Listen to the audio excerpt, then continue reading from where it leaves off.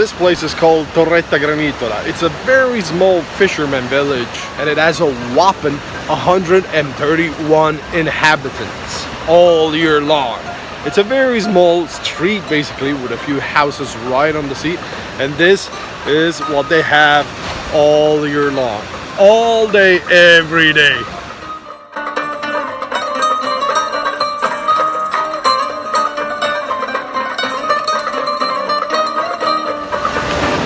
This is also the closest point to Africa from the island of Sicily. Right behind me there's Tunisia. It's about 200 kilometers away. So it's faster to get from here to Tunis than from here to Rome.